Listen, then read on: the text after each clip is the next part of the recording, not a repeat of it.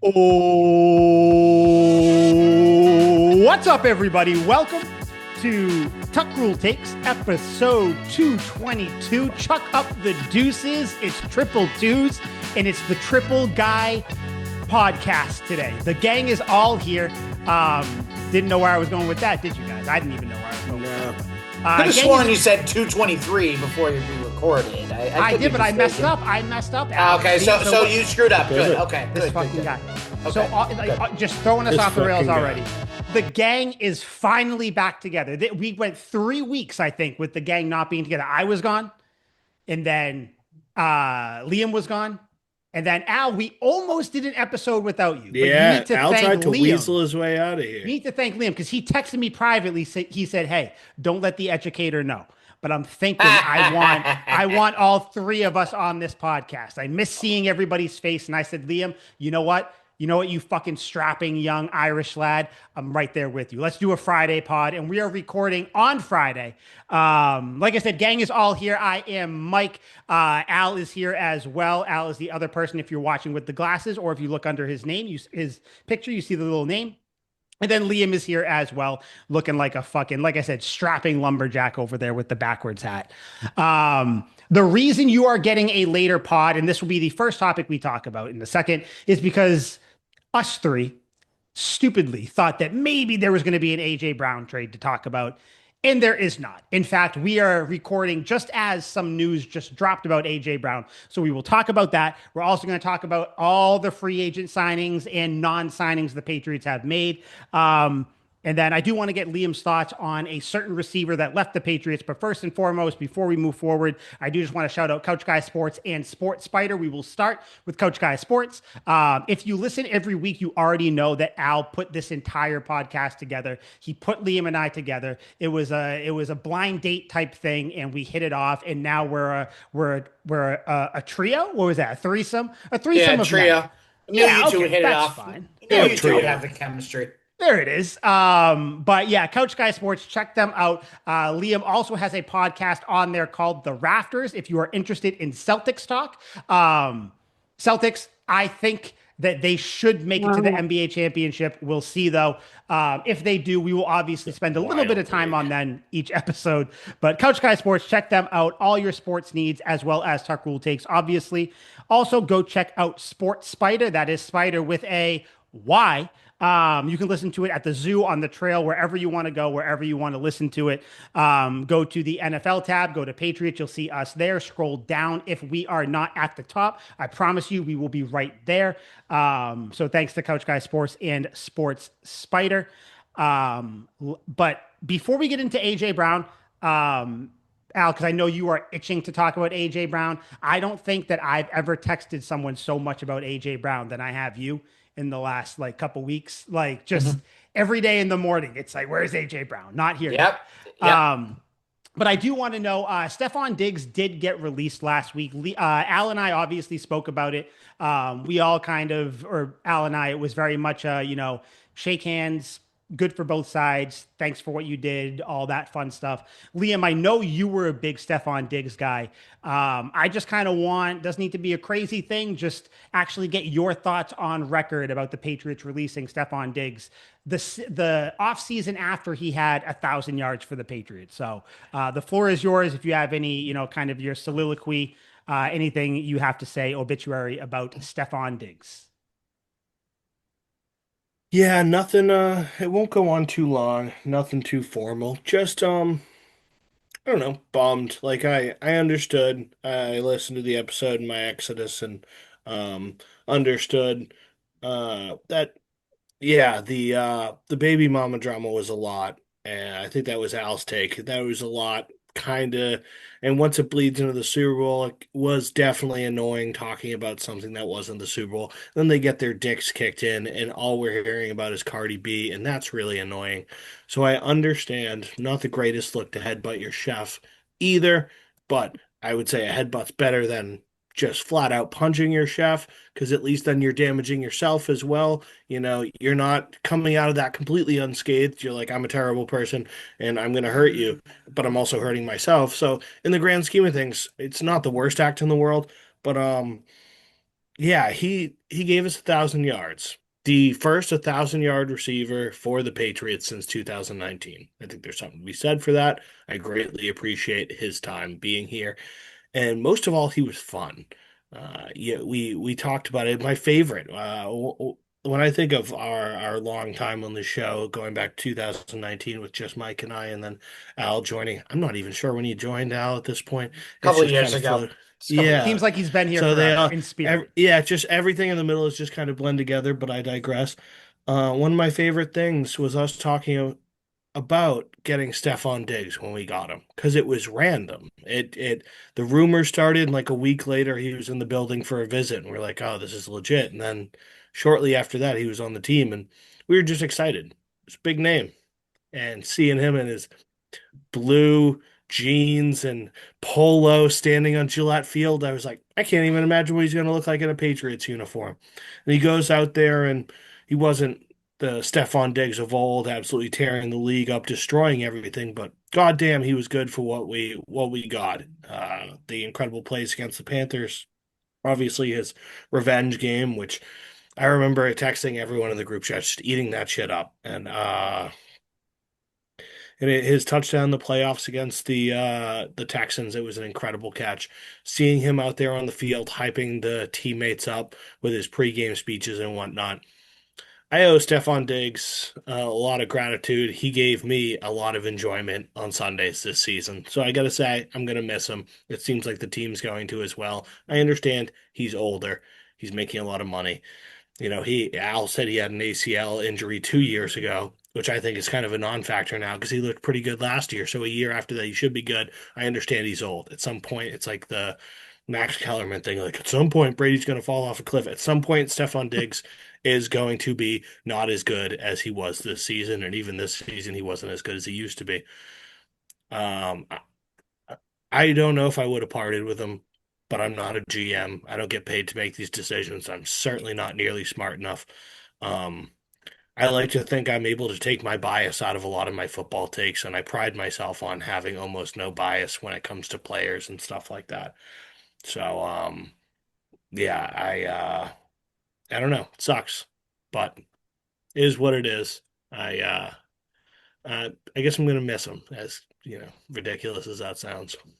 No, and it's not ridiculous, Liam, because I think if you're a Patriots fan watching this, you know that obviously we kind of hold our athletes to like a different standard. Like it's very much like I don't want to say family because that sounds so corny, but it's just like the Yeah, way. I mean, shit, we just put a statue up of Tom Brady. He's done nothing but piss all over us since then, and everybody's still yeah. suckling at his teeth. Like, oh, please, Tom, say you like us. So like we love our athletes if you show up, show out, and show gratitude back.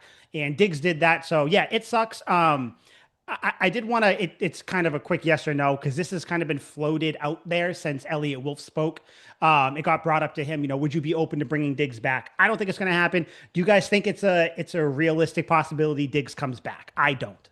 No, I think no, it could. I You don't see think why so? not. Yeah, like Yeah. if he really wants to be here, and I think the team liked him, maybe Mhm. after these issues get cleared up. Tristan Christian Barmore's charges got dropped today. I saw that. yeah, he got Yeah. dropped Yeah. a couple Yeah. days ago. Yeah, Yeah. Oh, Officially. okay. Well, Yep. I just saw it today. Hmm. If those charges can get dropped, I think Stephon Diggs is good.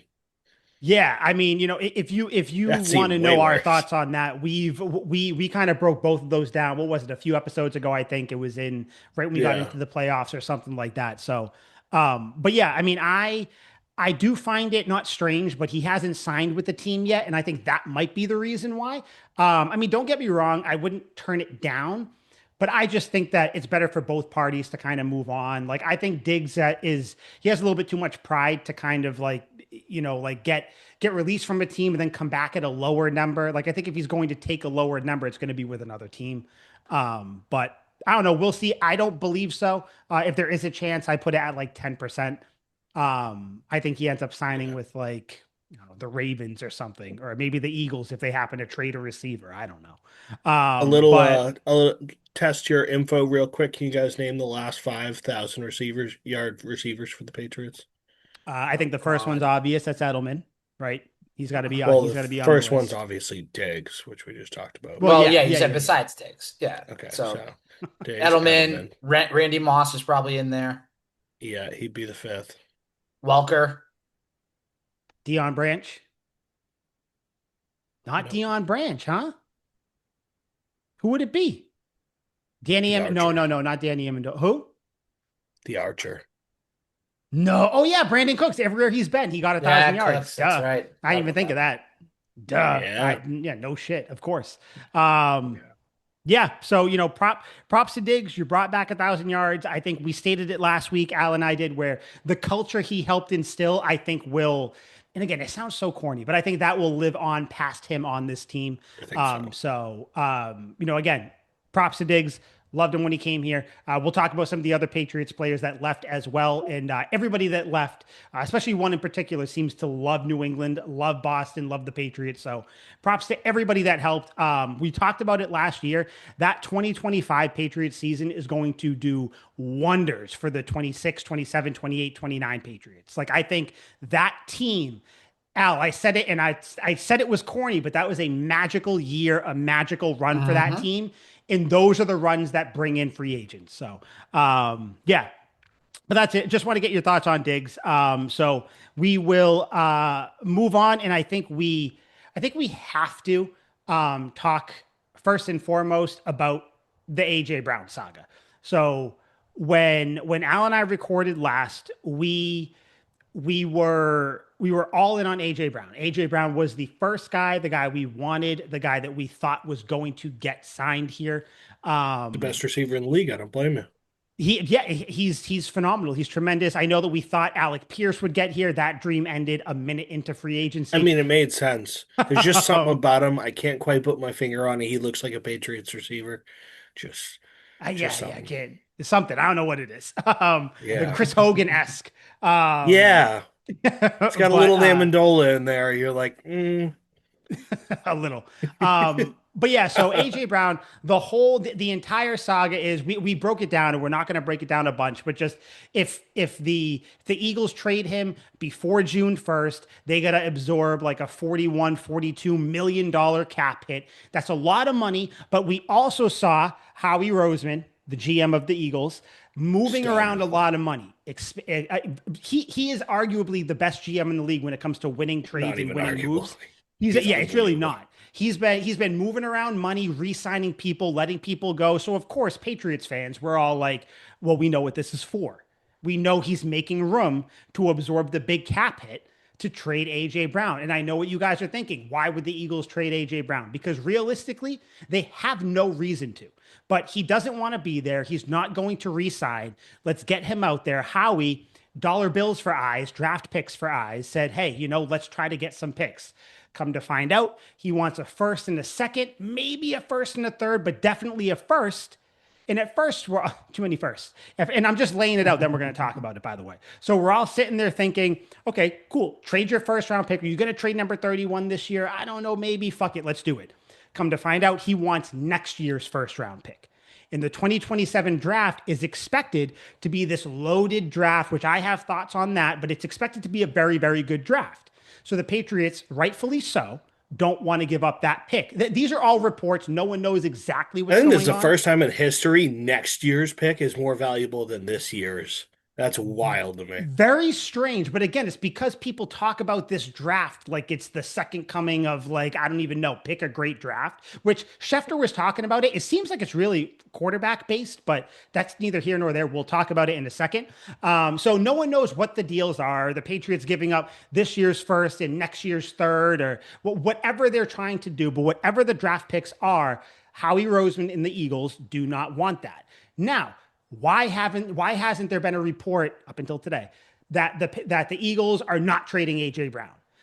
Because the Eagles and the Patriots are still talking. Everybody is worrying, wondering, oh my God, is the deal on the table? There's very much a deal still on the table because we haven't gotten the report that the Eagles for sure are not trading them. Even today, as we record, with that new report that came out, there is still nothing saying the Eagles are not trading them. Trading AJ Brown. Now, Josina Anderson, a report, or Diana Rossini report Diana came out. Rossini, I was going to say, I Yeah, just saw that. where the Rams, I guess, are involved. Like the Rams and the Patriots now are closely monitoring. Patriots fans, and you two here as well. Get the Rams out of your head. The Rams are not involved in this. Those are the Eagles leaking some news because guess what? If you're trying to drive up a price or drive up urgency, you're going to say, hey, I used to be a car salesman. Al, if you were coming to buy a car, I would say, I do have this customer, Liam, he's coming in actually at 3 o'clock today to take a look at this. So, I mean, if you are interested in it, I would pull the trigger now. I'm building urgency in you. That's all the Eagles are doing. Anybody who has ever seen any movie with sales or been in sales know what this is. Well, for Wall Street. So exactly. So as of right now, where we sit, Diana Rossini, probably 20 minutes before we hit record, came out and said that the Eagles are not trading AJ Brown at the moment.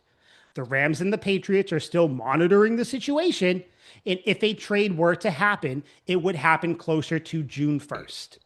That is where we sit right now. I guess both teams, and I say both teams, but the Patriots are still very hot on AJ Brown, and the Eagles clearly still want to move him. Now, all that information out there, Al, you are the one who wants to really jump in on this. Kick us off on AJ Brown.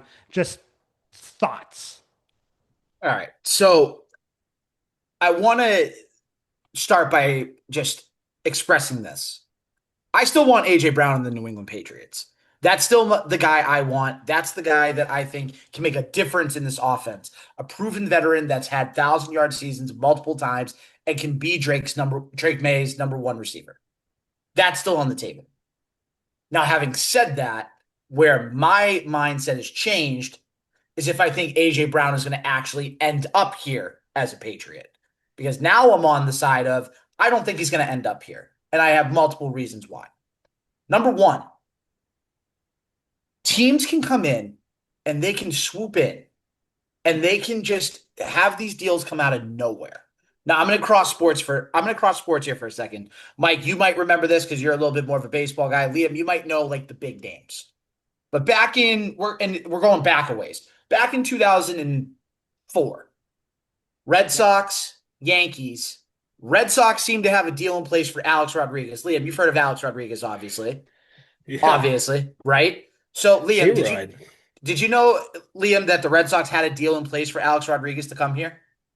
Fucking no. Ready to go, dude. Ready to go. So there was a time where in 2004, the Red Sox 3 through 5 hitters were going to be in no particular order. Alex Rodriguez, Maglio Ordonez from the Chicago White Sox, who was a good hitter at that time, and David Ortiz. So, deadly. So why do I bring this up? The Red Sox had the deal pretty much in place. Nobody was going to go to the level that the Red Sox were. Then some technicalities came into play, and then who comes in and swoops them up a couple days later? The New York Yankees. And then the Yankees sign him. Why do I bring up that example? Again, a little different with the technicalities. But where was he beforehand? He was with the Texas Rangers. Okay. And with the Mariners before that. But anyways. That's it. Anyways, why do I bring this up? I know AJ Brown is not where Alex Rodriguez was in their careers because A-Rod was in his prime. AJ Brown still in his prime, I would say, but not like when he was 25, 26. He's not a couple where years. Was. No. Right, exactly. My whole thing is, let's say a team, right? And this is the only team that I can really think of that can make it happen.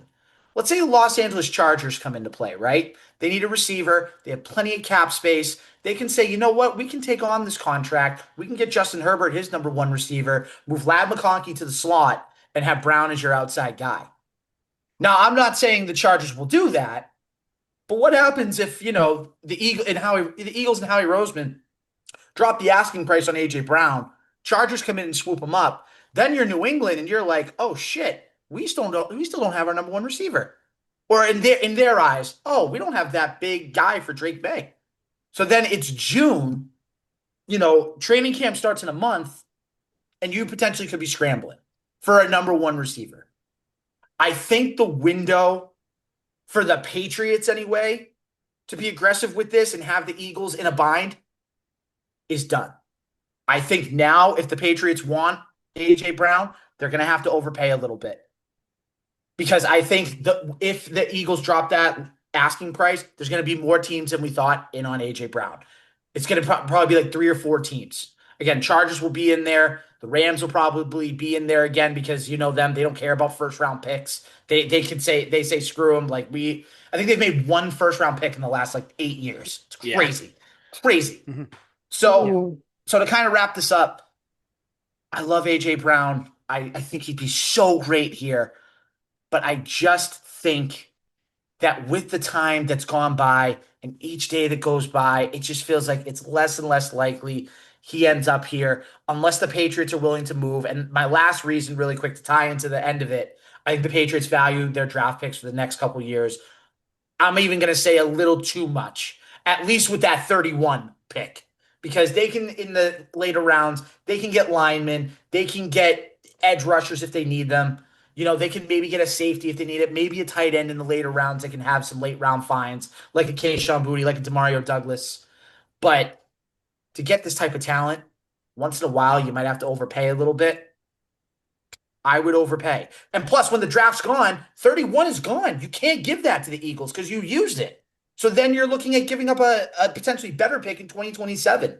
I don't know. I think the Patriots could have been a little more aggressive if they really wanted AJ Brown here, but I think they want him at their price, which I respect.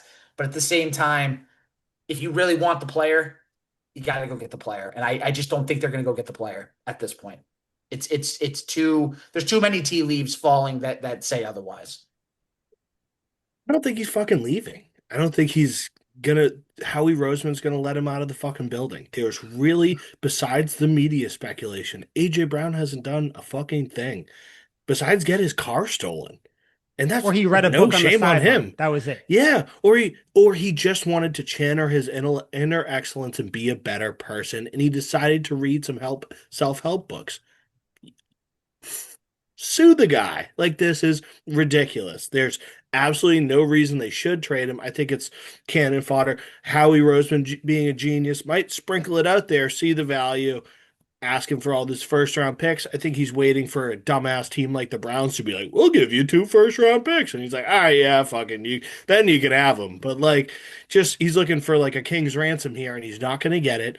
And AJ Brown isn't going anywhere. He's under contract, and they just keep pushing his salary down the line for a reason. They're just going to keep the guy, and he's incredible. I totally understand why. Yeah, I mean that's the main thing is that the Eagles don't have a reason to. Any reason they'd want to is because Howie wants to get draft picks. In the draft pick thing, and Al, just to kind of bounce back on what you said as well, or just to kind of respond to what you said now, because obviously we're balls deep in this now. Like my thing with not wanting to give up picks, guys, because I see a lot of Patriots fans, and obviously the Patriots feel this way too. The Patriots fans being like, you better not give up your first next year, because that's what it seems like it was. That's kind of what the reports are. The holdup isn't this year's first, it's next year's. Like the Eagles are asking for the first round pick in 2027. That's what it seems like the holdup is. My thing with that is, even at best, say this draft is going to be the best draft in 20 years. You don't know if the player you pick in the first round is going to hit, because the odds are there's going to be at least a dozen or so picks that are just nothing from the first round. Even your best drafts have players that turn out to be busts. So in my eyes, it's like, why are you holding on to this pick in this draft? And Schefter said it in Adam Schefter said it in one of his reports about like NFL teams doing trades. It's like all these teams are really holding on to their 27 draft picks. And it's like, I think you're all stupid, especially if you're a bad Yeah. team. You're a bad team that's going to bring young players into a bad culture. Trade your picks for good players. Al, this is where I'm with you, where it's like, if you want the guy, get the guy, and AJ Brown is the guy. But also, like I've told you, I do think there's a cap. There has to be a cap for every single person you want to get. And like, if the Eagles are asked, and the thing is, we don't even know specifics. We don't know it hasn't even leaked what the Patriots' actual offer was and what the Eagles are really asking for. The only thing that's leaked is that they want the first round pick of next year. And that's not even 100% sure, but it's just like the way I see it, where people are like, oh yeah, wait till after June 1st and then you trade for him. Hey, dummy, if you're out there saying don't give up the first round pick to this great 2027 draft, why am I then going to give up multiple picks in this supposed excellent draft? I would rather give up the first round pick next year, which hopefully you'd assume is 25 or worse, right? Like just kind of like looking in, if you're the Patriots organization or a fan, that pick should be 25th or worse. Ship that out, because I can almost promise you with certainty that the player you get with that pick is not going to give you what AJ Brown could give you for the next 2 or 3 years. He's just not going to. And just not even just like the player itself, just look at the odds. Like draft picks don't always hit. Like shit. Jamarcus Russell, Johnny Manziel, Tim Tebow, greatest college quarterback of all time at the time, was horrible in the league. Like all these Well, players are so good. He was horrible. He a former Patriot, by the way. he was Crazy. not horrible. But yeah, so my thing is the report that came out is that they're going to wait until June 1st. Al, like you said, the worst thing I think could happen is that the Patriots wait until that date and then other teams jump in. But then I don't think the Patriots would wait, because if they're going to not get a number one receiver before the draft, they're going to use the draft to get a potential number one receiver. So at that point, why would the Patriots trade with the Eagles? Do you know what I mean? So, like the Eagles, this is the only leverage that the Patriots have over the Eagles, where it's like, buddy, if you wait till after the draft, we have to move on. Like we can't bank on you giving us AJ Brown. Because what if Denzel Boston falls to number 31?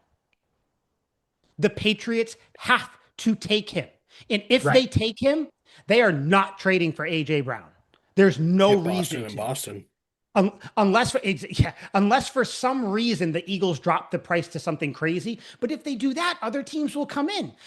I tried explaining this to someone through multiple voice text messages, voice notes, and it's so difficult to explain because there's so many moving parts. There's dead cap space. There's picks for next year. There's time frames where teams have to kind of pull the plug and build their own team. Like there's really no reason for the Eagles to trade Brown, like you said, Liam. But then there also is if they want picks. So like that's why this Diana Rossini report, I don't believe it. I do think he gets traded before the draft, and I still think that he gets traded to the Patriots before April 23rd. I think is the draft. But just kind of like do you guys think that the trade is still realistic? Al, I know you said that you kind of don't, but Liam, if you had to let yourself think that a trade could happen, do you think that do you think a trade could happen in general? I know you said there's no reason for the Eagles to trade him, but say they want to. Say they said, you know what, we have Devontae Smith, we're going to have Dallas Goedert, who we'll talk about Dallas Goedert in a second too, because that comes into play. We have Saquon Barkley. We have the 23rd pick where we might be able to draft Denzel Boston. So, do you think that there's really any chance that AJ Brown gets here? And if you do, just when do you think it's going to happen? Like, just thoughts on it in general, you know? I mean, there's obviously a chance. I would hope a sophisticated patron of the arts and a scholar like Howie Roseman would never say definitively no to an opportunity. I think a trade would only happen, like I laid out earlier, if it was a ludicrous offer where somebody comes in and the Patriots maybe instead of giving up those first round picks, if they really care about those first round picks, they toss two players on the board and maybe this year's first or something of the sort, or, mostly player centric. If Howie Roseman sees fit in that circumstance, then I wouldn't be surprised at all. Um, I couldn't tell you when it would happen. It would just be when the candle's burning at both ends. Once the Patriots wick gets very low and the Eagles wick gets very low, and both sides are just kind of ready to blow. And they're like, the Patriots swinging at the right time with a ludicrous offer, and Howie's been on the phone all day working on other deals, and this comes across his desk and he goes, you know, that looks good to me right now. Let's do that. And that would be the circumstance.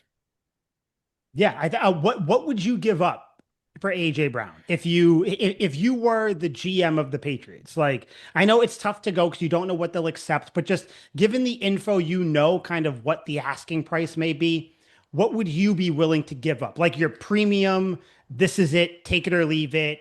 I got the okay from my manager. What would you give up to the Eagles for AJ Brown? Oh, I already got a deal in place unless if All right, Liam wants to go. all right. All What do you right. got? What do you got? All Then and right. then we'll go Liam. So my best offer, and I admit I'm overpaying a little bit, but at this point, You have to if you want You to have do a got deal to. with You Howie. have to. So here's what I'm offering. 2026 first round pick, so 31. I'm offering a 2026 sixth rounder.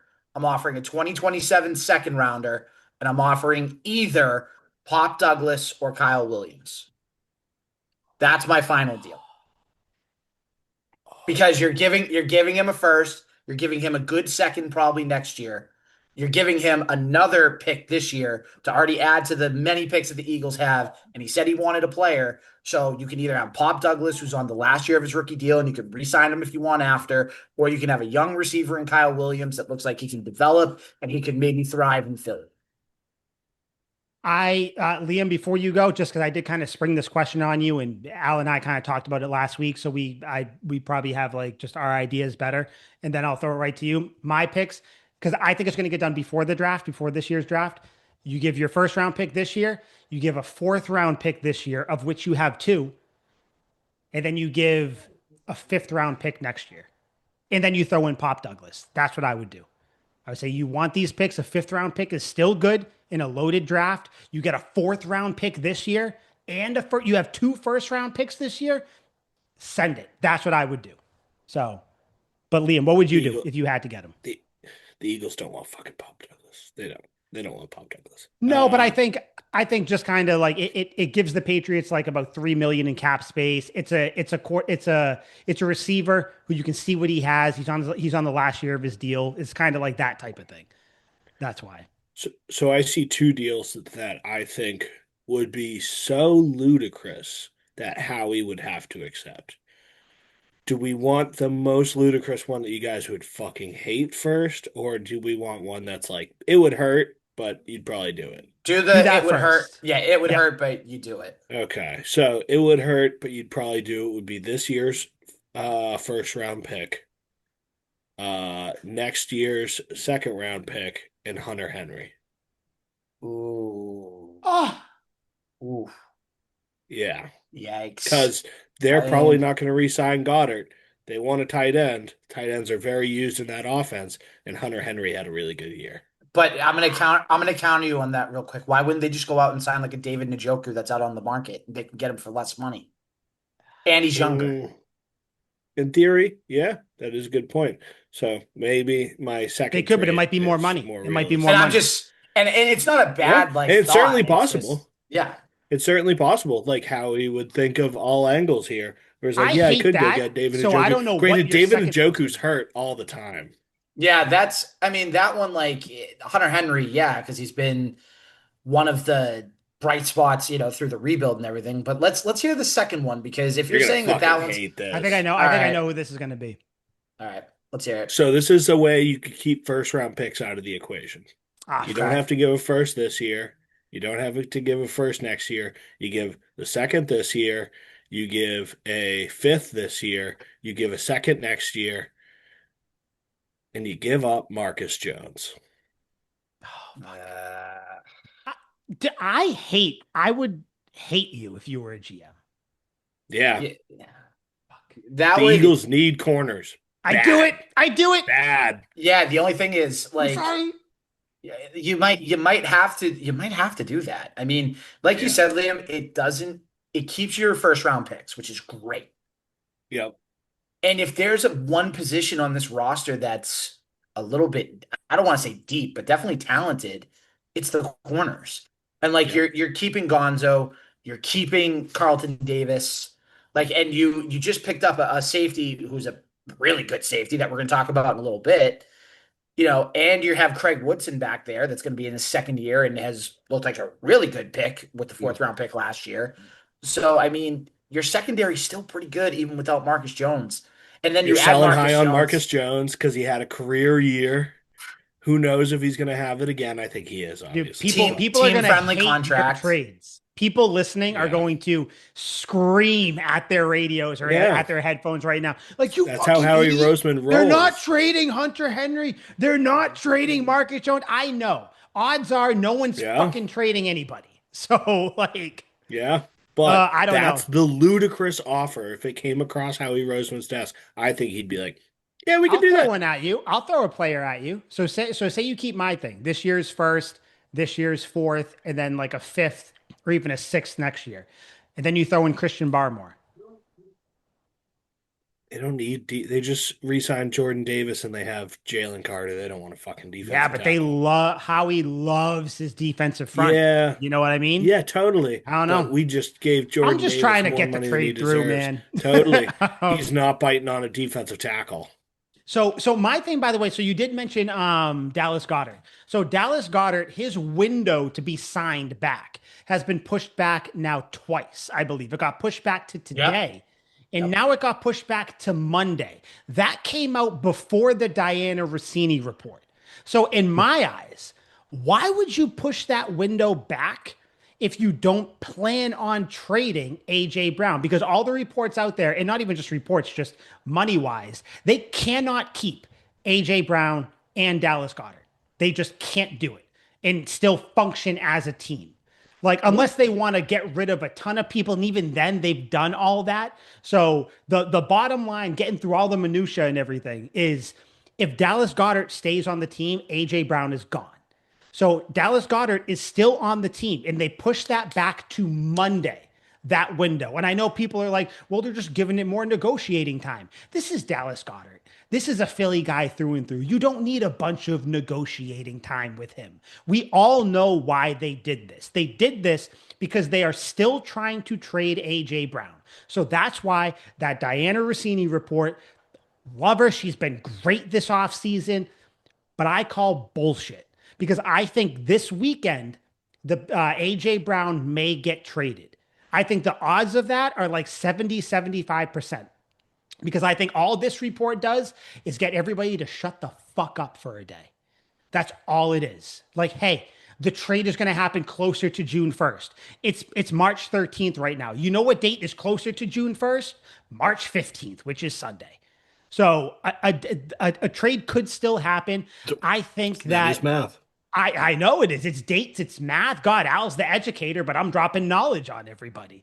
Sorry, I've been listening to battle rap. I got fucking minds going through. I told you guys before you got on here, I'm a great liar. I can think on my feet, so that's what was happening. But Mike Garafolo, by the way, about 15 minutes ago, just came out with something. I'm not going to read the entire thing, but I'll kind of skim through it. He basically said on the AJ Brown saga, they've had conversations. They've continued to have conversations. Folks in Philly are like, will you stop? He's not getting traded. Garofalo said, okay, then why are they talking? They've had plenty of conversations. They've had momentum towards deals in recent weeks and days and over this period of negotiating. They haven't completed the trades.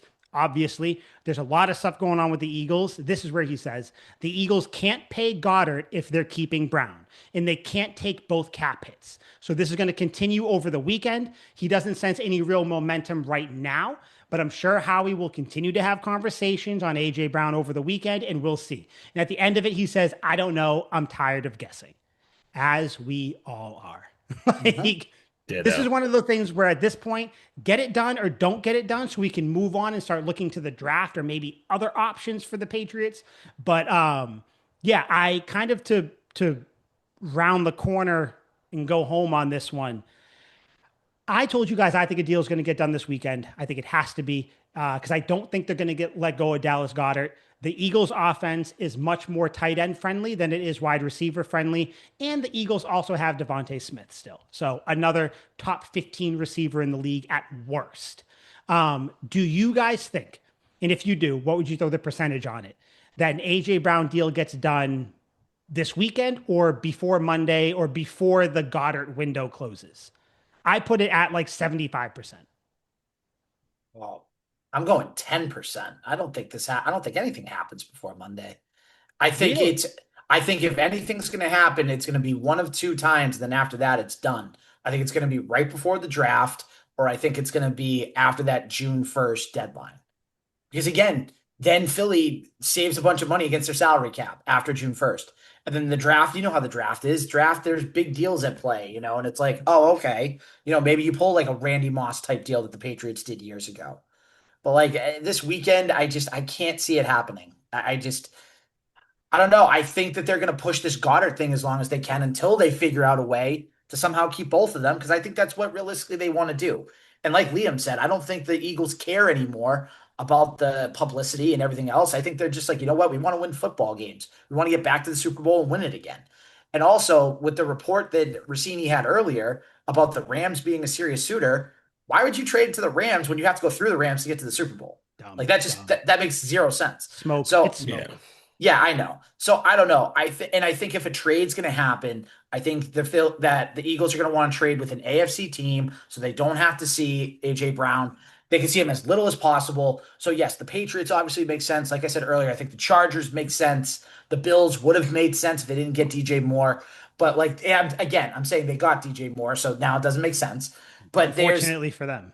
right, and there's other teams that I think we can't think of now, like the Ravens. The Ravens are another team that could maybe use a number one receiver. So like, I don't know. I don't see it happening this weekend though. Not at this point.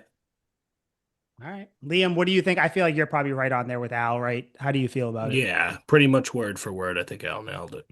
Yeah. I mean, we'll see. We'll see. And before we jump off it, do you think overall this offseason, when when the dust clears and everything, is AJ Brown going to be a New England Patriot? My answer, yes. If you want to take dates and everything out of it, whatever, I think he'll be a Patriot week 1 of the 2026 season. What say you two? You're saying, just repeat that because I want to make sure I have it right. Repeat the question. Is AJ Brown going to be a Patriot? At any point, you're saying? 2026. Yep. No.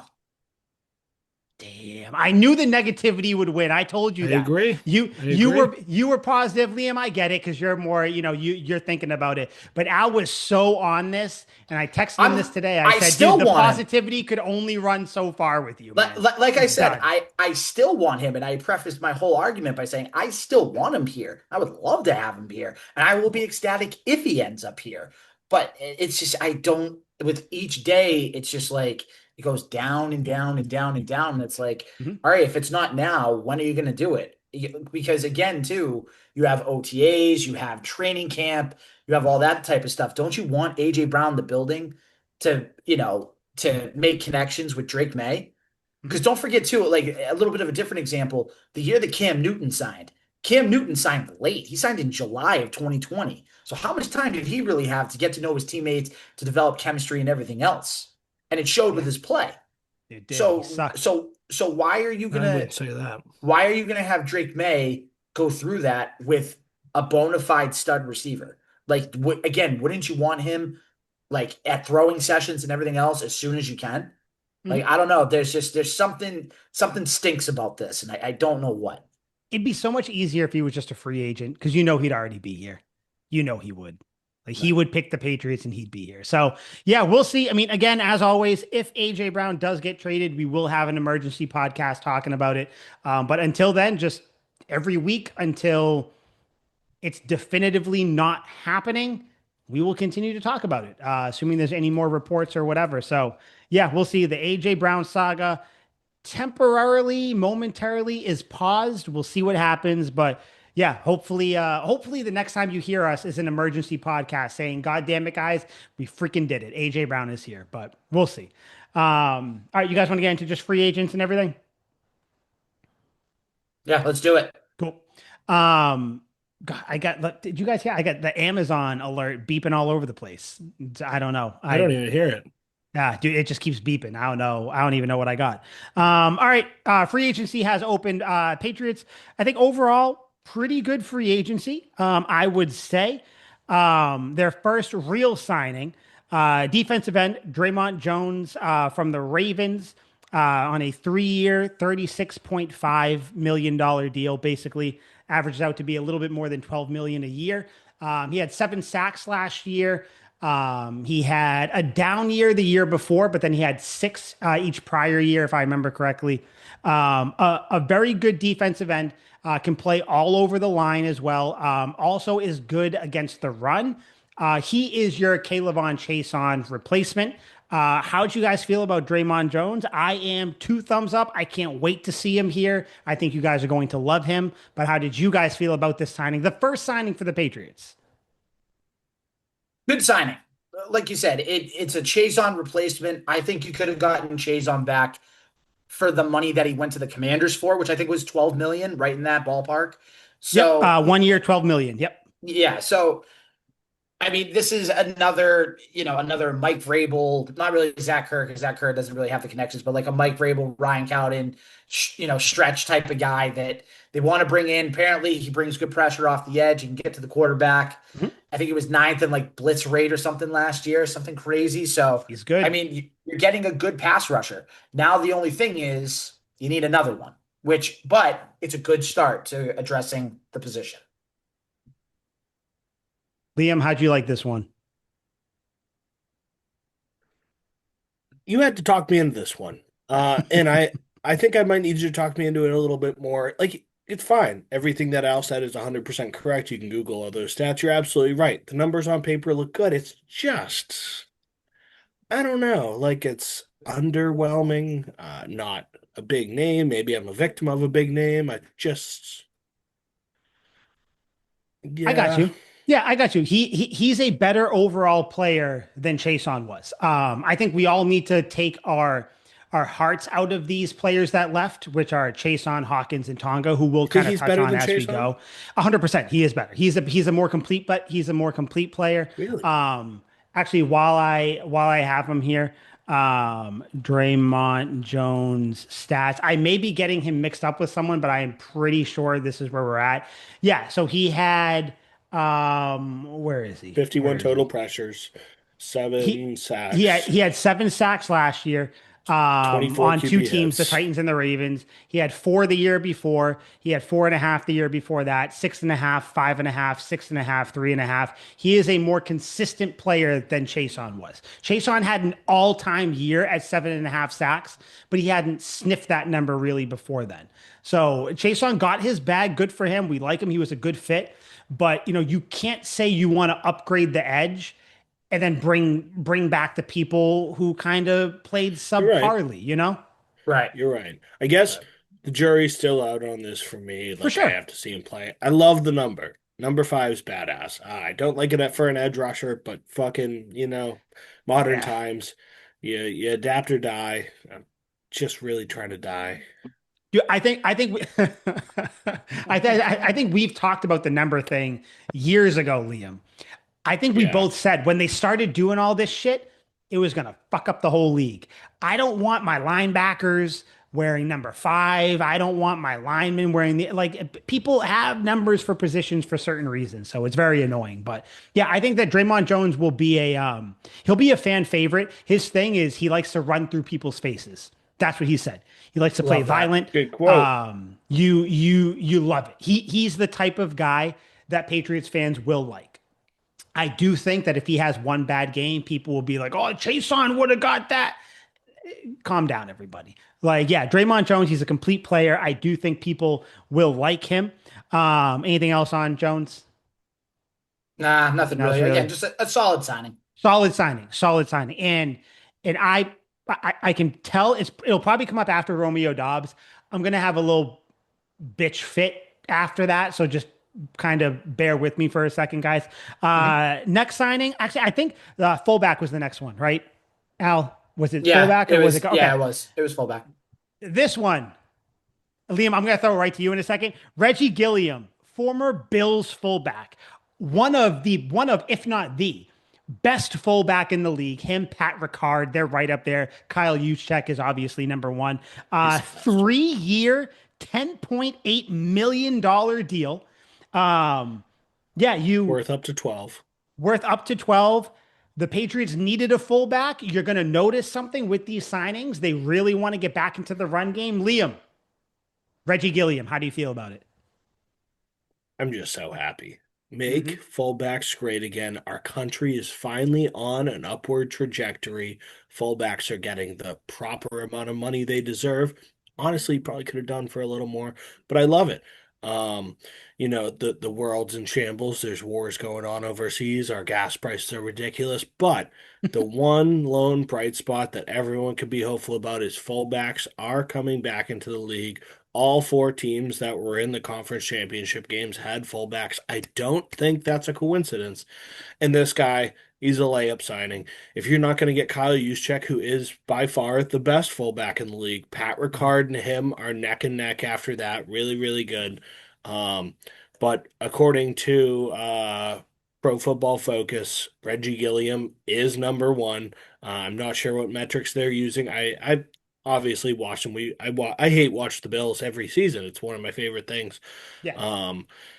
And naturally, my eyes go to the fullback. But so the stats are the numbers that Pro Football Focus gives him, and I imagine it's on a scale of 1 to 100. Is he's got a 61 run blocking, a 52.3 receiving, 89.5 pass blocking, 75.5 run blocking. Oh, the run to start with was running the ball. Mhm.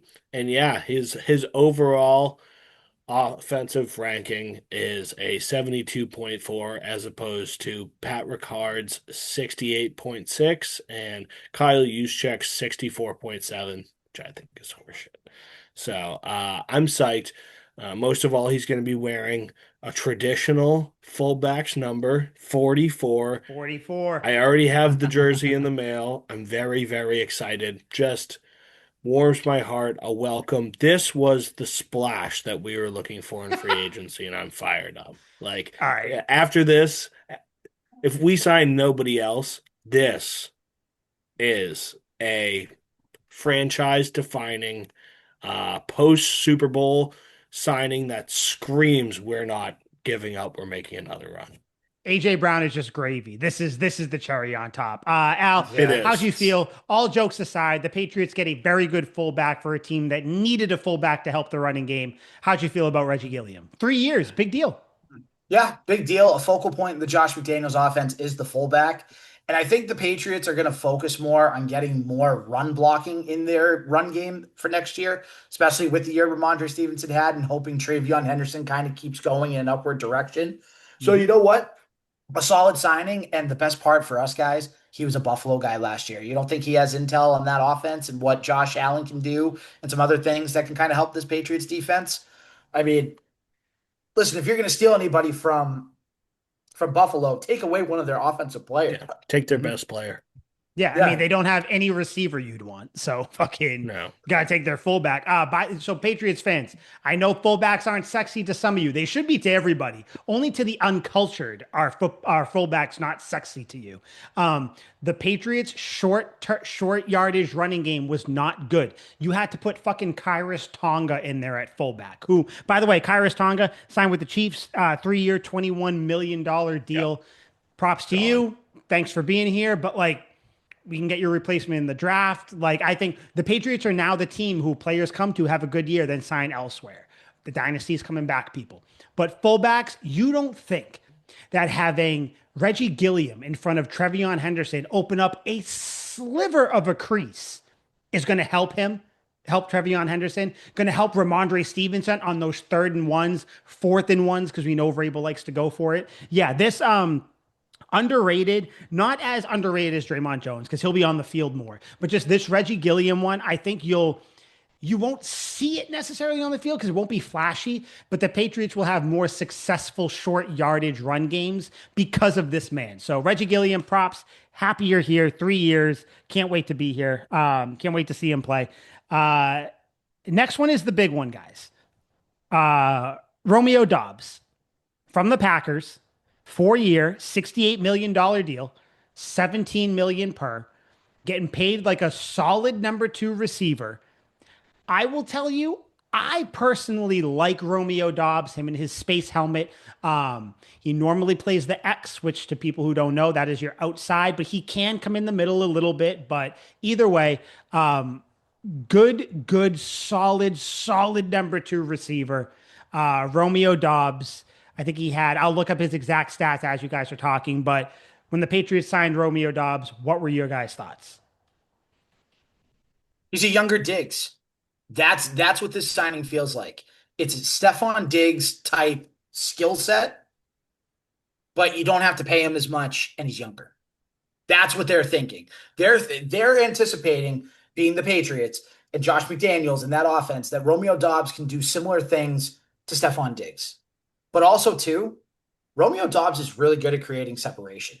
And he's kind of big for a receiver too. Isn't he like 6'3"? 6'2", 6'2", yep. Yeah, so Yep. 6'2", so big frame to throw to.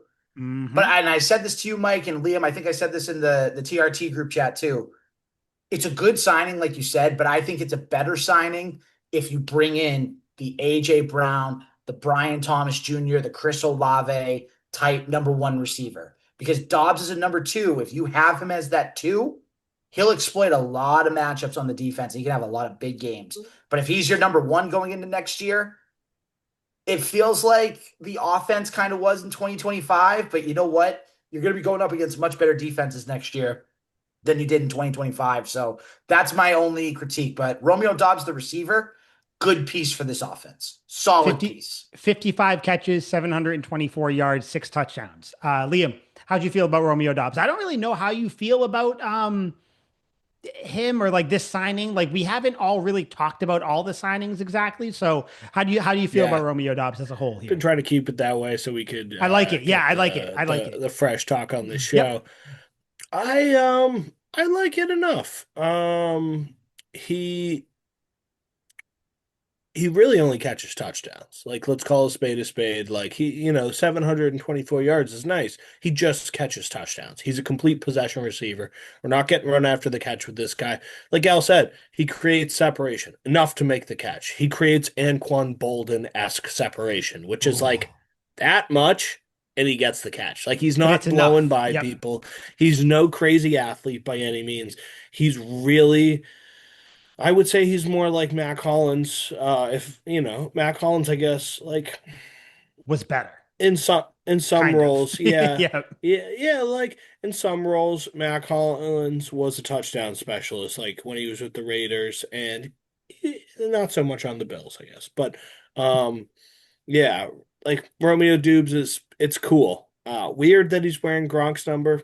Think they'd retire that. Oh yeah. How do you guys feel? I don't care about it yet. I think it's too soon to start retiring people's numbers unless you're Brady. Like I think like maybe if this was a few years from now, maybe. But yeah, I didn't I I don't didn't care know. about it. Like I think like no one's wearing 11 for the Cardinals, right? Like he Yeah, just but Josh Dobbs is wearing 11 for the Patriots. That's Edelman. You know what I mean? yeah, I know. I mean, like Edelman's great. He's not a Hall of Famer and like a Ah, clear yeah, cut that's true. best at his That's true. position besides Antonio Gates, of course. I don't know, just a little weird. But yeah, like I like it. Like he's gonna catch a lot of touchdowns, and that's gonna He's be a chain fun. mover. That's what Romeo Yeah, Dobbs is. If you watch a lot of his 100%. highlights, if you look at the ticker on the bottom, it's third and four, third and seven, third and two. Like he is your guy who can hopefully, like you said, Al, a little younger, not a little. He's 25. Diggs is 33. I'm older than Stephon Diggs. That's crazy. I But don't think like he's not that young. He's not 25. he's 25. He's 25. I thought they said he was 28. He's 25. I'm looking at it right now. He's born in. Are you ready for when he was born? Two fucking thousand. 2000. Jeez. Got all Sorry, the sorry. dates. I thought it said that. I thought 25, baby. carry on. Exactly. Carry Romeo on. Dobbs. And this is my I thought thing, it by was the way. Dubes. No, it's Dobbs. It's Dobbs. Just like Bayard is Dubes is Bayard, not cooler. Bayard. Fucking people. This is just like my one just nitpick. And Al, you've probably seen it. Liam, you haven't. The Patriots fans who every signing, but especially Romeo Dobbs, not Dubes. When he got signed, it was, oh, okay. The Patriots still need this. Shut the fuck up I know. and Can't you just be happy? enjoy the signings, you miserable, spoiled fucks. And I mean that with the most ill intent because you all annoy the shit out of me. And then I take it out on Al in the group chats and I feel bad about it. because, and I take it out on Maddie and Al. Diego, who I feel less mad at, who I feel less You mad at. guys are in a group chat. But the thing, yeah, they're going to be on the episode for the draft episode. But my thing is, guys, we all know that the Patriots need a number one. We all know the Patriots need to upgrade their pass rush. Like, we all know this. This is like like when you have the radio shows that go, is this Patriots team better than the 2025 Patriots team? Let me ask you something. When you drive by a fucking house that's being renovated, do you look at it and go, oh, I wonder if it's as fucking sound or, foundationally sound as the house was before? No, because they are rebuilding the fucking house. Calm down. They probably knocked down some walls. No, the house is not as good as it was last year because they're fucking building it. The team is not fully built yet. AJ Brown may come here. You're going to draft people. They're probably still going to sign some people. Stop looking at this team and going, oh, the Patriots got Draymond Jones. Well, they still need a better pass rush. Oh, they got Romeo Doubs. Oh, well, he better not be your number one. He better not be your number one. Oh my God. The Patriots they signed Julian Hill, who we'll talk about in a second. He better not be they still need tight end help. Like, shut the fuck up. You sound like spoiled fucks. Just enjoy the fact that Romeo Doubs is an upgrade. He is an upgrade. Stephon Diggs had a great year. And then people will look, well, do you think Romeo Doubs is going to get over 1,000 yards? Probably not, because I think Kyle Williams will have more yards. I think maybe Kayshon Boutte will have more yards. So no, Romeo Doubs might have 830 yards. But that doesn't mean that he had a worse season than Stephon Diggs. I swear to God, I understand every day why the NFL world hates Patriots fans. You all sound like spoiled little fucking, oh, we made it to the Super Bowl. Now we need a number one. Now we need this. Yes, we know. Wait until after the draft. Wait until after the offseason in the preseason games to be like, shit, if the Patriots don't have a better receiver than Romeo Doubs or more people in the receiving room than what they have now come week one, then talk to me. Until then, shut the fuck up and just accept the fact that you got a great receiver for what he is, a great number two receiver. Right. It's fucking infuriating, dude. It's fucking infuriating. And I deal with it all day because I don't have a life. And I just scroll on Twitter. And I just drive around to places. And that's all I do. That's all I do. And it's infuriating. And Al, I'm sorry that I get mad at you. It's okay. But goddamn, people, just enjoy the fact that you got a good young receiver for 4 years. Maybe 3, but for 4 years. God damn it. But overall, are we thumbs up on the Romeo Doubs signing? Oh, yeah. Thumbs up. Absolutely. Yeah, right. Wait, they're coming on for the draft episode? Potentially. At least one of them. I think at least Maddie will be on for the draft episode. Hey, listen, Liam, I'm just going to say this. This was not my idea. I swear on everything. It's my idea. I like chaos. It was my idea.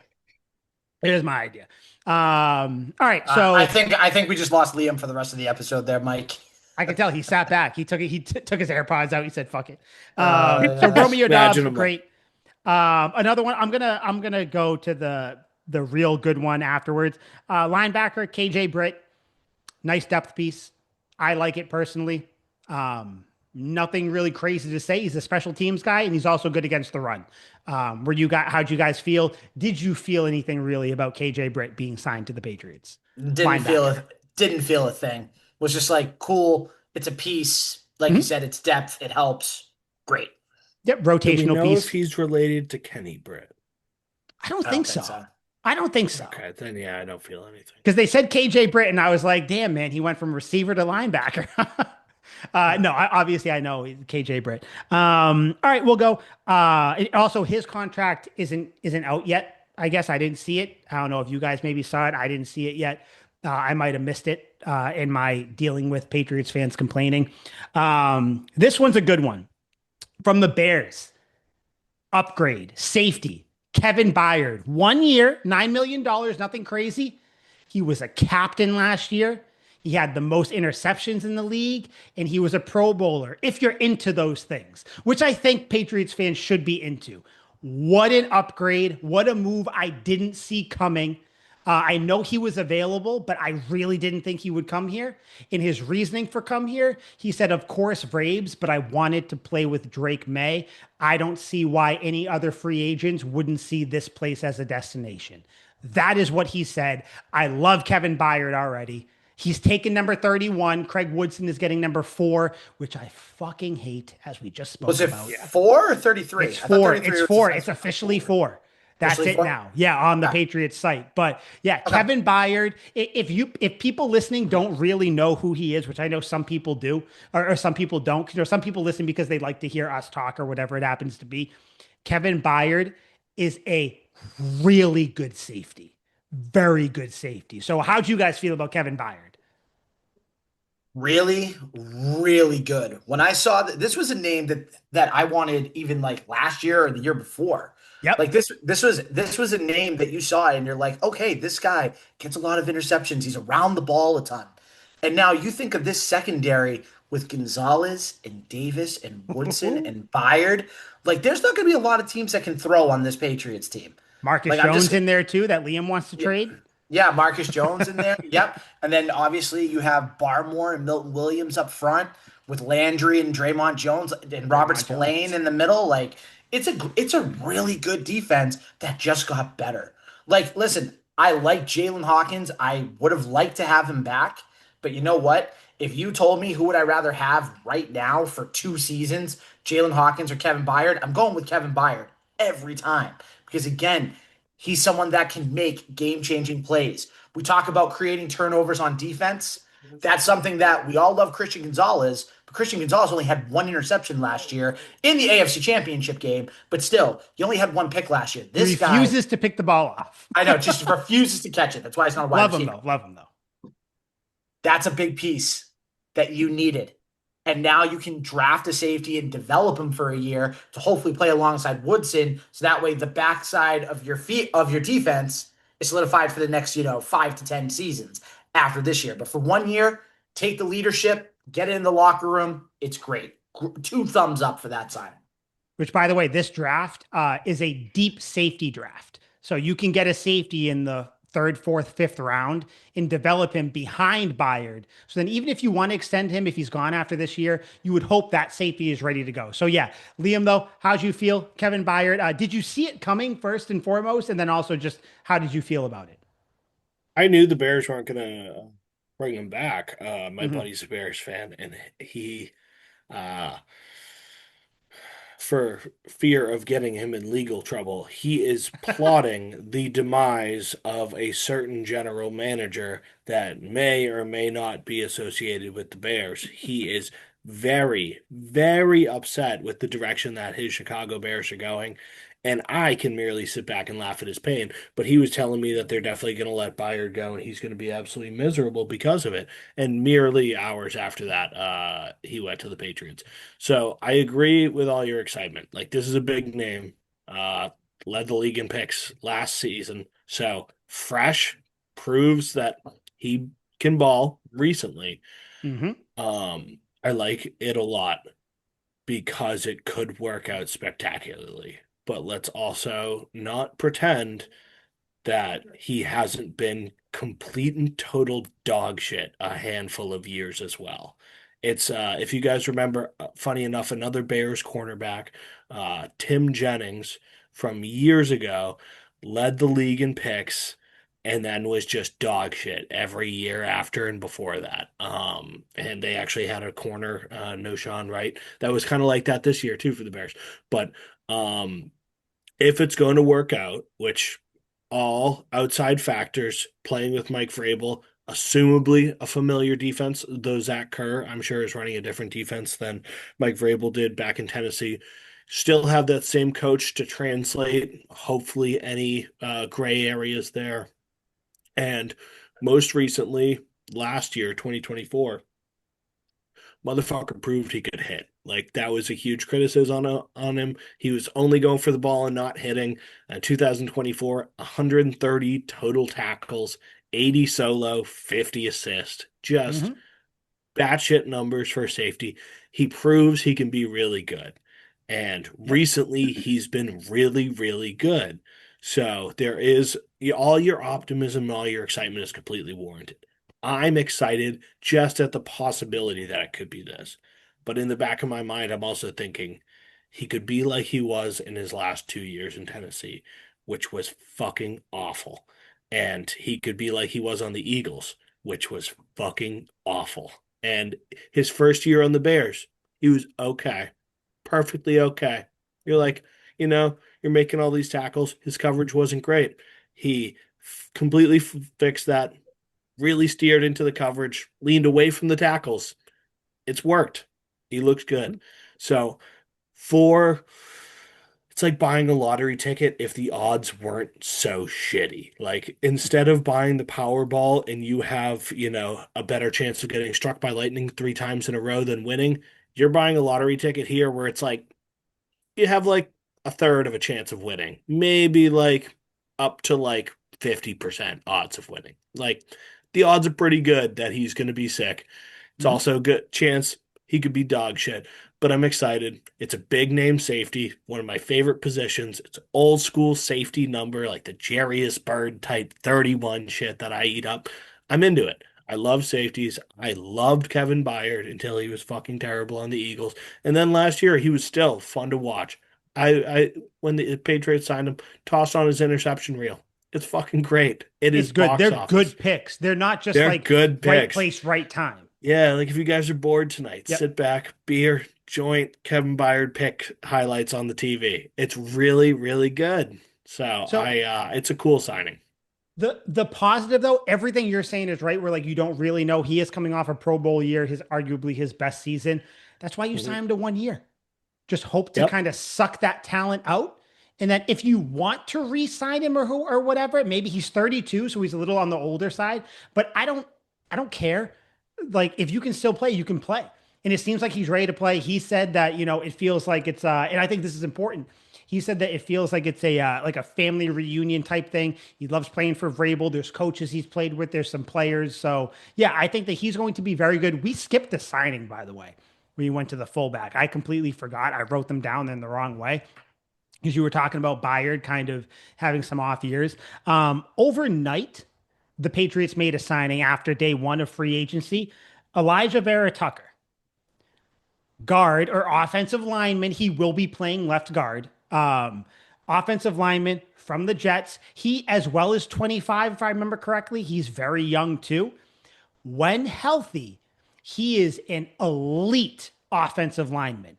The issue is he is not often healthy. He missed the entirety of last season. He played 15 games the year prior, then played 5 games in the year before that. So his health has been a little iffy, but his health has been, I believe it was his ACL or his leg or his knee or something like that. Yeah. Then he tore both triceps. This is like Jalen Mills reincarnate, Liam. This was, remember, our Jalen Mills guy, who every time he'd get hurt, it was like he's still recovering. Right. But the thing is, with your triceps, the odds of you re-injuring them are extremely low.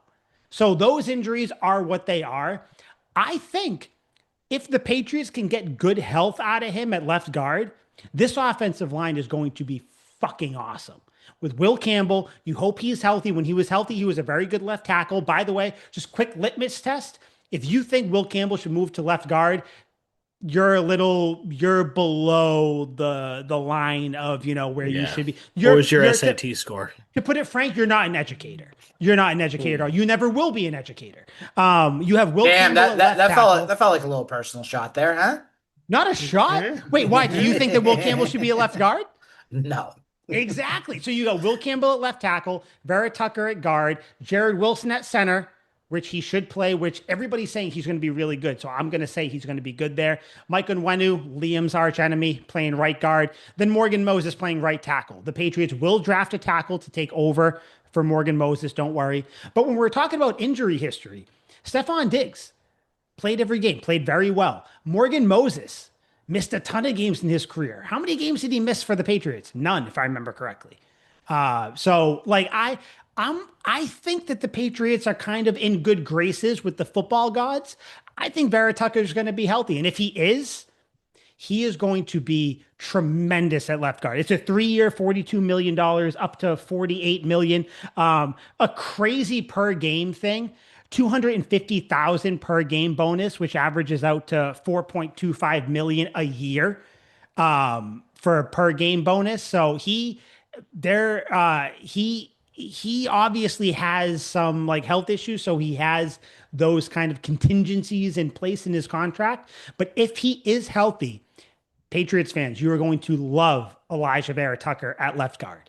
He is tremendous when he's healthy, and he will be great next to Will Campbell, sausaged in between Will Campbell and Jared Wilson. So yeah, I expect this offensive line to be very good. We brought up Jalen Hawkins, by the way. He signed a 2-year deal worth 10 million bucks with the Ravens. I'm not going to shit on any of these guys who left. Jalen Hawkins, love him. Dubs in the chat. If you watch the Patriots videos, I say this like every week we talk about him. He's always the guy that would come in, Dubs in the chat, Dubs in the chat. Like, we love him. His wife or fiance posted a video. She loves New England. She says, paraphrasing, but she's like, words can't explain what this region has done for me. People, say home is wherever. I see New England as being a home to us. Love Jalen Hawkins. Love everything he did. It's almost like a Stephon Diggs thing where it's like, it sucks that we needed to kind of suck the culture out of you, but we had to do it. And this is why, Liam, you said it in the group chat once the Patriots lost the Super Bowl. It sucks because there's some players you wanted to see win a Super Bowl. Diggs was one of them. Jalen Hawkins was one of them. Morgan Moses is one of them, who's still here, but old. So it sucks, but hey, go get your payday with the Ravens. And I think the Patriots upgraded at safety, and I think they upgraded at guard with Elijah Vera Tucker. So your guys' thoughts on Vera Tucker? Are you worried about his injury history? How do you feel about him? What were your thoughts when they signed him? A little worried about the injury history. You hope he can stay healthy, but the good thing is you have, reassurance in Ben Brown, who can come in and, Ben play left Brown. guard for you if need be. So that makes Mhm. you feel a little more comfortable. But if he can stay healthy, that left side just gets so much better. And the right side, I would say, for the most part, we all can agree, was pretty stable throughout the year with Onwenu and Moses on the right side. But now you have that left guard position taken care of, and Campbell goes another year with being good at left tackle, and Jared Wilson slides back to center, which is where he played when he was at Georgia. So, like, Mhm. it just makes it that much better. So hopefully he stays healthy, but if he is, he's really, really good. And he was even good on the Jets, and that's saying something because everybody on the Jets is horrible. But he That's was rough. really good with the Jets. Liam, how'd you feel about AVT being brought in? You're muted. Yeah, I figured that out because I was blowing my nose. I think it's sweet. I I have unbridled faith in this one that he's not going to get hurt. But even if he does, then you just throw your hands up and you go, just didn't land. It just didn't work. It's external forces against our control, unstoppable forces. So they went out and tried, and they got a young, really, really, really good offensive lineman. Potential I'm stud. in. Yep. Yeah. Yeah, like I'm telling you guys, and you guys know this, I'm more talking to the royal Royal, we, the you general guys. guys. If Elijah Vera Tucker can be healthy, can be Morgan Moses type healthy, where maybe he plays through some injuries, but he's still pretty good. This offensive line, and again, there's a lot of ifs. Of course, there are. Will Campbell continue to develop into a great left tackle, Al, like you said? Will Jared Wilson kind of solidify the center position? I'm going to go out on a limb and say yes, because like I said, I think that the Patriots suffered enough the last few years. I think they're in the good graces with the football gods. I think that Jared Wilson is going to be a very good center. I think that Elijah Vera Tucker is going to be overall healthy. I think Morgan Moses will be as well. And like you said, Al, ultimate insurance policy, Ben Brown, the best backup you could have. Like he's not a great starter, but a backup, fucking throw him in. I love me some Does. Ben Brown. And he's also just such a doofus. Like, I don't know. Have you guys watched A Knights of the Seven Kingdoms, the Game of Thrones show? You haven't. Ben Uh, Brown reminds me of the I main had character. sex in He's high just school. such a doof. He's just such. We all had sex in high school. Okay. We all did. I bet. Um, but I still watch the Totally. shows. So yeah, like he's very good. Ben Brown, very good backup. But either way, Patriots upgraded their line. Next signing, Mike Brown, safety. I have nothing to say. I don't know what his contract is. Special teams guy. I'm sorry, Mike Brown. You share my name, but I have nothing to say about you. You guys have anything to say about Mike Brown? Another Vrabel guy, another Tennessee guy. Special Like, teams, baby. Yep. yeah, that's it. I wish it was the old Mike Brown on the Bears. Bad motherfucker. Yeah, That or guy Mike was. Jones. Who? Mike Jones. You see what I did there with the song? Mike Ah, look at Jones, who? you. Mike Jones, Look or at is that too you. old? Like I don't know. No, that's it's a good Oh, All right. reference. The big one, and this is the last free agent signing, I believe. We don't need to talk about Jesse Luketa. He got signed like 2 weeks ago. Like Yeah, cool. cool. Cool. Again, no offense. I love all the Patriots players, but it's like, come on. Tight end, Julian Hill, 3 year, up to $18 million deal. Signed him from the Miami Dolphins. That's the team he was last on. This was the one that really upset me, where it was like the Patriots are going to roll into the season with Hunter Henry and Julian Hill. No, dumbass. They're going to either draft someone or try to sign someone else. But the 3 year, 18 million scared people. Averages out to, obviously, Al, $6 million a year. You're good at math. Mhm. Yep. $6 million, by the way, not crazy for a secondary tight end at all. I think everybody was freaking out because, similar to the Romeo Dobbs wide receiver position, people just want that big number one guy or someone to kind of take over for Hunter Henry.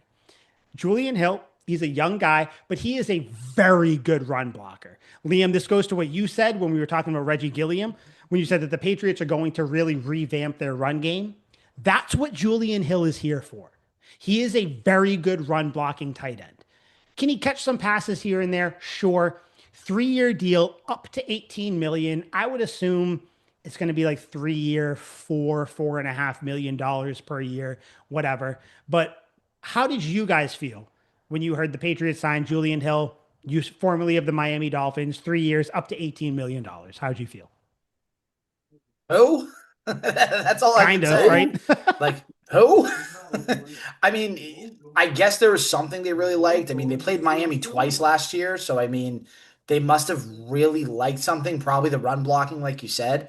And I think a lot of these signings, like again, Elijah Vera Tucker, Julian Hill, Reggie Gilliam, like the Patriots want to run the ball next year because Mhm. they want to make life easier for Drake May. So if that's your equation, then fine, bring those guys in. But $6 million for a guy that, a lot of people probably wouldn't even give like 2 million to.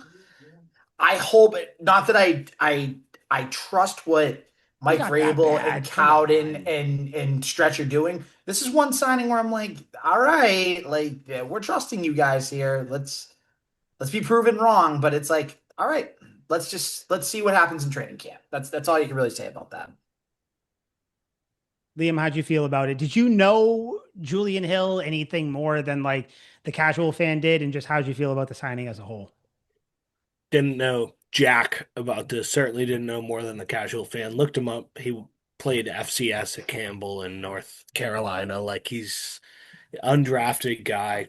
I couldn't even get fired up about like if he went to a good school or anything like that. Like he's remarkably eh and like I don't want to be like all the Patriots fans online, but my first thought was better fucking not be our tight end too. I'm going to be very upset. So that's how it was. That's my thing. And like this goes to the Romeo Dobbs thing where it's like, you have to look at what these guys are getting paid. Julian Hill is not getting paid like a strictly number two tight end. You know what I mean? Because again, it's up to 3 years, up to 18 million. I don't know why we don't have the full details yet. It's kind of annoying. But like, yeah, obviously, this is kind of to the general whole of everybody. The Patriots are ran by professionals. They have Stretch, they have Mike Rabel, Josh McDaniels is a professional, Cowden. Like you have smart people there. They know that they can't roll into the year with Hunter Henry and Julian Hill as their number one and number two. Just like they know they can't roll into the year without at least adding someone to the wide receiver room, whether it's through the draft or AJ Brown, or you trade for Olave or BTJ from the Jaguars. Like, I think this team knows, like, I feel like people on Twitter think that they know things the team doesn't. They're like, oh, let me tell you, they got to add a tight end. I promise you, Twitter user, the Patriots know. They know they have to add a tight end. Like I think that in their team building, they look at it and go, shit, we probably need someone. Hunter Henry's getting a little bit older. We can extend him, but he's still old. Julian Hill is great, but he's not a great pass catcher. He's really just a really good blocker. We got to add someone. I promise you, the Patriots know what all your worries are. Now, if you don't like how they handle it, whether they draft someone or do whatever, that's its own thing, but they understand. So that's always my thing where like you have these Patriots fans where it's like, I hope they have a plan. And like they say that as the Patriots plan is literally unfolding. And it's like, I promise you, they're not going into the offseason like, hey, let's just have fun. Like we made it to the Super Bowl. Like you hear a lot of shit on 98.5. Al, you've probably heard it obviously a lot more than Liam, where it's like, I hope this team doesn't think that they made it to the Super Bowl and they're just one player away now, or like everything's fine. Obviously they don't, because the New England Patriots aren't ran by a Reddit user or a 2 to 6 co-host on a radio show. Like they understand. Like they just got rid of Stephon Diggs, 1,000-yard receiver, because they know they still have to upgrade. Like it's just so much like faux outrage just because I think that Patriots fans, their happy medium or their happy place is just being miserable. And I get it because I'm a miserable person too, but not when it comes to the Patriots. All right. When it comes to the Patriots, I'm weirdly optimistic. Otherwise, I'm texting people being like, yo, if the asteroids come, I hope it hits me square in the chest. But like otherwise, I hope the Patriots do well. Free agency though, I don't think there was anybody else the Patriots signed. I've been refreshing Twitter. There's nothing else really on here on any front on anything we've been talking about. Kind of overall, free agency for the Patriots. We don't need to do the typical letter grade. We don't need to do whatever. Just how do you guys think they did so far? And let's not do it based on like, oh, if they get whoever, just strictly the players, the people they've added, if we can kind of keep it there. Because I know it's tough to because it's not in a vacuum. But how do you guys think the Patriots have done so far this offseason? I mean, I'll just stick with the letter grade because educator, teacher makes it easy. There it is. I'm just gonna say a simple B. I think it's good. I think they've definitely upgraded at safety. They've upgraded on the line with the AVT signing. I think the Romeo Dobbs signing was really good. Would have liked to see maybe a different tight end too, besides Julian Hill, and then Reggie Gilliam, good signing. Liam, I know you love that signing, obviously. And then the other signing, like the Mike Brown signing, okay. And the Kevin Byard signing was really good. I think you could use another pass rusher, like I said earlier. Like Draymond Jones is good. He's an upgrade from Chazon, but you still need another one, especially with Harold Landry and that knee. You really need somebody on the other I'm side of hoping he's of the healthy football. going into this year. If he's healthy, I think he'll be a crazy good piece, right? I think He's he just will never be. healthy. Yeah, he's not going to be fully healthy. Just Like this year, when's just 1 year. That's it, just 1 year. just 1 year. Yeah. So I think again, I think it's a solid B, but I think there's still work that needs to be done. Yeah, and I think that so just to like I don't want you to think that my like stupid little rant before is like shutting like kind of telling you to like, oh no, don't think to the future. Like this is the time where it's like they signed whoever, but I still think that they have to kind of do other things. But just the Yeah. people they've Yeah. signed, I'm right there with you. That's gonna be a B for me too. I have nothing else to say. I think you hit the nail on the head. You guys know how I feel about everybody. I like the majority of people on this team. Yeah, I think they have some good pieces. I think Dobbs is going to surprise people. I think Dobbs has over 800 yards. And every single person on Twitter who was, oh, yeah, but they still need a number one. I don't want to hear shit when Romeo Dobbs has a good year. Sit on your goddamn hands. Do not clap when he puts up 8 touchdowns. Sit down, please. But Liam, how'd you feel about it? Kind of overall, you can do a letter grade. You can do however you want to do it. How'd you feel about the signing so far? I think it was perfectly adequate. A lot of stuff that kept me intrigued, a lot of stuff that made me feel good about what the Patriots are doing. And you guys highlighted it. It's like the big four, the biggest of all the fullback, and then Kevin Byard, Romeo Dubes, and Vera Tucker. And after that, it's like, okay, everyone else, it's like, yeah, it's a bunch of special teamers and no-name guys and stuff like that. We got a bunch of that last year, and some of them got names and some of them didn't. So I'm Worked leaving out. myself open to the possibility that some of the guys I just said were underwhelming and shit on end up being awesome. Some of the guys I just praised ended up being shit. But um overall I'm satisfied. They're going out, they've made more moves than most other teams in the league. So it would be unjust of me to sit up here and be like, yeah, I didn't really like it. They went out and got good players at a handful of positions of need. I'm in. Do you guys know what team hasn't made any moves outside their organization yet? Al, you might I know because I did. don't know if you Yes, I saw the do. tweet. I know. I Yeah, saw it. you could say it. The Denver Broncos. Crazy. The Wow. Broncos have not done They anything let outside of everyone go. re-signing their own people. Nuts, dude. Yeah. The Bears Nuts. haven't fucking done anything either. The Bears did a little, like, kind of here and there. I know they got some offensive line help, which is great, but yeah, like, Yeah, I well, they think it's traded for Bradbury. I think it's crazy. Yeah, Bradbury, by the way. Oh yeah, Liam, you weren't here for that. Bradbury got traded for a fifth next year for this tremendous draft. I was cool with it. Fifth year, a fifth round pick is good. How'd you feel about it? Or did you Just have about any the same. feelings?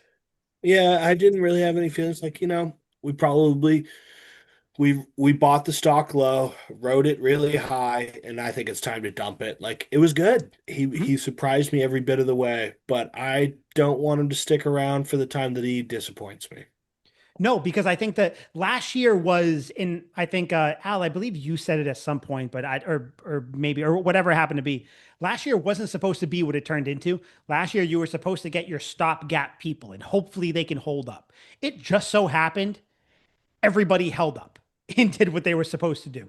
I think this is the year where you start to build the team out and still have people like Kevin Byard come in or like things like that. But this is where you sign your Elijah Vera Tuckers and hope they play well. This is where you sign your Julian Hills and hope he develops into a good blocking tight end that you can come in and then maybe he catches like a little leak, a little play action play or whatever. Like this, the Romeo Dobbs. This is where you sign, you take more risks on players. And I think the draft's going to be one. The draft, by the way, you guys are talking about pass rush. We'll talk about it as we get closer to the draft episode. Trust me. If the Patriots just listen to me, they will nail their pass rush. I have done an Of absurd course. amount of look into this. Hey, I hit it. I Yeah, hit I'm the nail on the psyched to head see this with list. Al. You hate it. I hit the nail on the head with linebackers last year. They did You well with did. linebackers last year. And yes, So, I do. but yeah, no, they there's plenty of different ways for the Patriots to add to this team. Let me ask you guys, if you want them to kind of focus on one part, and I think the answer is obvious, what move or what position group would you want them to really focus on? Kind of whether it's free agency or the draft, just kind of moving forward as we go. It doesn't need to be a long answer, but Yeah. I'll keep it short, but I'm gonna go multi-step answer here. Free agency. I think you focus on I think you can focus still on getting a pass rusher. I think there might still be one or two more out there there's for the one veteran out there, Al. Do you know who it is? I brought him up last week. who is it? Remind He's from me. New Orleans. Oh yeah, Cam Jordan. Cam Yeah. Jordan, baby. Yeah. Washed. Cam Jordan on a 2 year deal. He's washed up. So that could be obviously the trade is He had wide 10 receiver. sacks last year. Yeah, Washed. that's Yeah. the trade is wide receiver, and then the draft you focus on linemen and you focus on maybe a linebacker or two, and then just beefing up the defensive line. I think if you keep adding pieces and even getting more pass rushers in the draft too, I think that's going to help you a ton. Yeah, you mentioned trade, and this is one that we didn't bring up. Kayvon Thibodeau. I guess the Patriots wanted to trade for him during the season. They couldn't get anything done. I guess he's available for a day three pick, which that could be a fourth rounder. It's a it's a rhetorical question because I know the answer. Do you send the fourth rounder to Thibodeau and then you extend him? Because he's got like 1 year left on his deal. It's like 14.5 million. No brainer. Just You curious, send a how old is fourth he? rounder. 20. You saw I'll look it up. But how 25. was you 25? Is that what you said? Is he? Then Yeah. yes, yes. Yep. Dude, he's very good. He is still very good. And yeah, he is. Yep. God, these people born in 2000 is just pissing me off. But yeah, so do you guys think that could be a trade? Because the Patriots have two fourth rounders. If you send a fourth over to the Giants for Thibodeau, my God. Other than AJ Brown, that might be my favorite trade you could potentially make. But yeah, Liam, though, still, like, how would you feel about that? What do you think that they should really, if you had a position group or something they should focus on, whether it's free agency, draft, whatever? Like I said, doesn't need to be long. How would you go about this offseason for the rest of the Position offseason? group, the obvious answer is wide receiver, but I was going to keep it pretty broad and just say offense. I want offense. I want a lot more offense. Let's have the offense carry the team this go around. We can get a serviceable to above average defense and a really good offense. Let's go do that. Yeah, I mean, the big name everybody's talking about, David Njoku, tight end, used to be with the Cleveland Browns. He's out there. I don't know if they're gonna. He went to the U. He Yeah, he did go did. to the U. No, I didn't know. That's how much I don't follow college football unless it's around draft time. It's There crazy. was ever a time to start. It's when you're watching the U. That yeah, no, I understand that. I live in Florida, so the U, Miami. I feel like they have to be my The team. U. But yeah, Njoku would be great. But yeah, I don't know. They have to. I'm with you guys though. I think that you should focus on the offense and then just in the draft use that to get your defense. There's safeties, there's pass rushers, there's linebackers, there's interior defensive linemen. There's a lot of people there. So yeah, I think the Patriots are in a good spot. If you're a Patriots fan, you're a little worried right now or kind of nervous, anxious, whatever for some reason. Don't be. This is how a lot of people felt last offseason. Mind you, Stephon Diggs didn't get signed till way past free agency. So just True. fret not. Have faith in Vrabel. A lot of people, what was everybody touting? Vrabel, culture, McDaniels, all that stuff. And now everybody seems to be forgetting that and they just want big names. It's like that's not how the league works. So, yeah, I think the Patriots are in a good spot. I think we're all kind of on the same page. We're happy with it, but we all know that there's more work to be done. Luckily, guys, week one is not next week. I don't know if people knew that. I don't know if that's common knowledge, but there is a while until week one of the NFL season. So sit tight. There's plenty of moves that can be made. There's plenty of trades that might be made in the draft. The draft, I think, for this year might be more important than last year's draft. And even then, I would still say go into this draft season with confidence, Patriots fans, because there's a lot of moves the Patriots can do. And then obviously there's the big name, the huge thing. The AJ Brown trade is looming. We'll see what happens with that. If AJ Brown gets traded to the Patriots, I'll ask you guys simple questions. Super Bowl, right? I have a feeling you're going to say Super Bowl regardless. Seeing I won't as because when I don't say it, they make it. So, I I'll guess, tell yeah, no. if they get AJ Brown, I'll say Super Bowl. dude, that is a solid ass receiving core. If you get AJ Brown, and you get Kayshawn Booty, Romeo Dobbs, whoever they have in the slot, and Kyle Williams. See what they do at tight end. Yeah, there's a lot of moves. But yeah, I enjoyed this. I enjoyed talking it out with you guys. I like kind of getting everybody's opinion. And I also like that we're all relatively even keeled this time of year. Now, once we get closer to the season, I will obviously shoot up in the air like a rocket.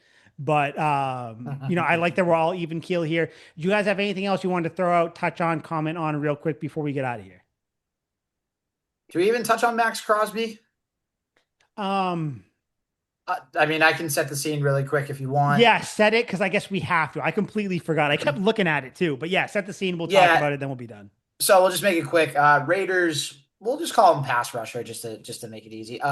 Raiders star pass rusher Max Crosby. There was an agreement for a trade with the Baltimore Ravens. It was in exchange for 2 first-round picks. Crosby then flew to Baltimore, had a physical. Baltimore didn't like what they saw, so they rescinded the trade and basically said, no, forget that. And then Baltimore went out and signed Trey Hendrickson to a 4-year deal, which was kind of interesting. Um, Hmm. Quick thoughts on it. I think the Ravens have done this before. They've done it several times in the past. And I don't know why you would trust the Have Ravens in a they? trade anymore. Yeah, they have done this before. It's back in like 2000 or something like that. So I don't know why you would go to that The extreme. trade with T.O.? Not even TO. There were other trades that they did with this too. But my whole thing is you knew Max Crosby got surgery on his knee. You knew there was going to be some stuff wrong with it. You knew he's trying to get ready for the regular season. Why make the trade if you're going to have any doubts? And especially if you knew you were going to have to give up 2 first-round picks to do it.